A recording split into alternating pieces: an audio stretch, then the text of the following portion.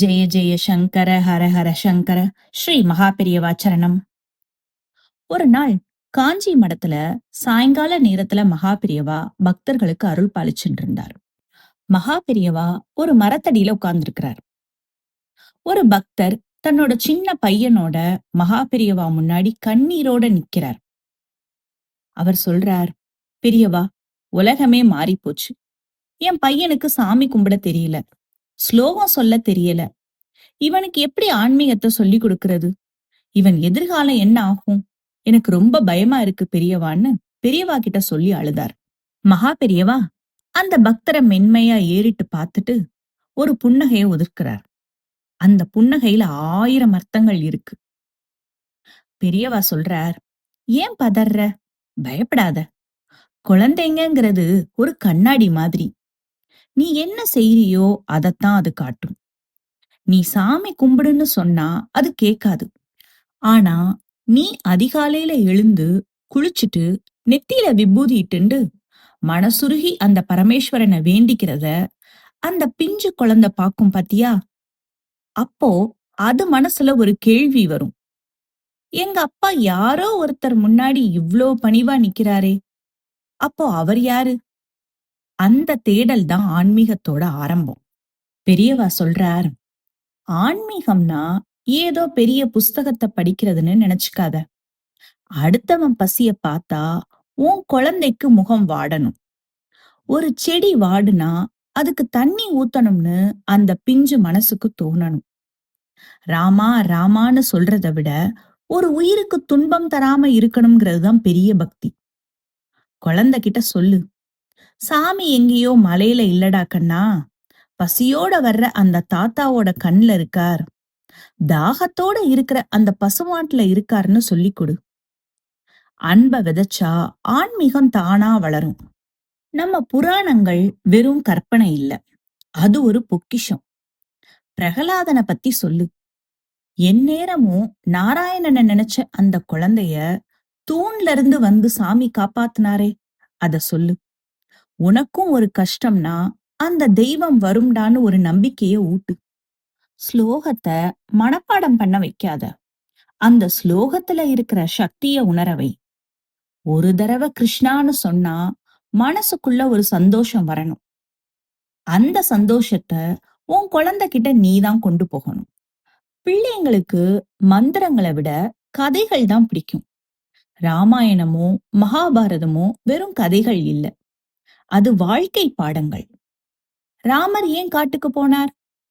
அப்பா சொன்ன பேச்ச காப்பாத்துறதுக்காக. அனுமன் ஏன் கடலை தாண்டினார்? பக்தியாலையும் நம்பிக்கையாலையும் தான். இப்படி ஒவ்வொரு நற்பண்பையும் ஒரு கதையோட இணைச்சு சொல்லணும். பொய் சொல்லாதேன்னு சொல்றத விட ஹரிச்சந்திரன் கதைய சொல்லி கொடுத்தா அது அவங்க மனசுல ஆழமா பதியும். ஆன்மீகம்ங்கிறது வெறும் பூஜை அறையோட முடியறது இல்ல.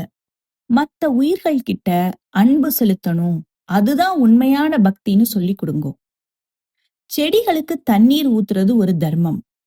வாசல்ல வர்ற பசுவுக்கு ஒரு அகத்திக்கீரை கொடுக்கறது ஒரு பெரிய யாகம். பசியோட இருக்கிறவங்களுக்கு உன் தட்டுல இருக்கிற உணவுல ஒரு பகுதியை கொடுக்கறது தான் மிகப்பெரிய பூஜைன்னு சொல்லி கொடுங்கோ.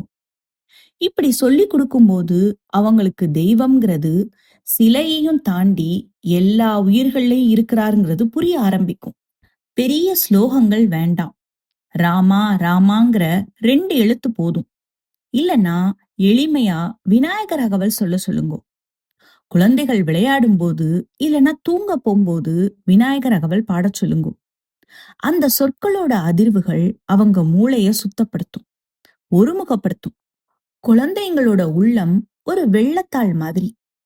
அதுல நல்ல எண்ணங்களை ஆரம்பத்திலேயே எழுதிட்டோம்னா பிற்காலத்துல தவறான எண்ணங்கள் நுழைய இடம் இருக்காது. இப்போ இருக்கிற குழந்தைங்களுக்கு அறிவு ஜாஸ்தி, ஆனா மனபலம் கம்மியா இருக்கு. சின்ன தோல்வினா கூட உடைஞ்சு போயிடுறா. அவளுக்கு தேவை ஒரு பிடிமானம். நம்மள மீறின ஒரு சக்தி இருக்கு, அது நம்மள கைவிடாதுங்கிற அந்த மகா பெரிய நம்பிக்கை தான் ஆன்மீகம். அந்த நம்பிக்கைய விதைச்சுட்டா அவங்க வாழ்க்கையில எந்த புயல் வந்தாலும் அசையாம நிப்பாங்க. அதுக்கு நீ செய்ய வேண்டியது ஒண்ணுதான். குழந்தைய தெய்வம் முன்னாடி கூட்டிட்டு போய் எல்லாம் அவன் பார்த்துப்பான்னு சொல்லி கொடு. கடைசியா மகா பெரியவா என்ன சொன்னார்னா, குழந்தைங்க கிட்ட ஆன்மீகத்தை திணிக்காதீங்க. செடி வளரணுங்கிறதுக்காக விதைய இழுத்து வெளியே விட முடியாது. மண்ணை பக்குவப்படுத்தி தண்ணி ஊத்துனா அது தானா வளரும். அதே மாதிரி குழந்தைங்களை இத செய் அத செய்ன்னு கட்டாயப்படுத்துறத விட அவங்க பாக்குற வகையில நீங்க நடந்துக்கோங்கன்னு சொல்லி முடிச்சார் மகா பெரியவா. மகா பெரியவாளோட அந்த வார்த்தைகள் அந்த தந்தையோட மன பாரத்தை இறக்கி வச்சது. ஆன்மீகம்ங்கிறது கட்டாயம் இல்ல, அது ஒரு வாழ்க்கை முறை. நாமளும் நம்ம குழந்தைங்களுக்கு மதத்தை கடந்து மனித நேயத்தையும் இறை நம்பிக்கையையும் மகா பெரியவா சொன்னது மாதிரி அன்பால புகட்டுவோம். நம்ம குழந்தைங்க வெறும் வெற்றியாளர்களாக மட்டும் இல்லாம நல்ல உள்ளம் கொண்ட மனிதர்களாக வளர அந்த மகா பெரியவாளோட அருள் எப்போயும் இருக்கட்டும். ஜெய ஜெய சங்கர ஹர ஹர சங்கர. ஸ்ரீ மகா பெரியவா சரணம்.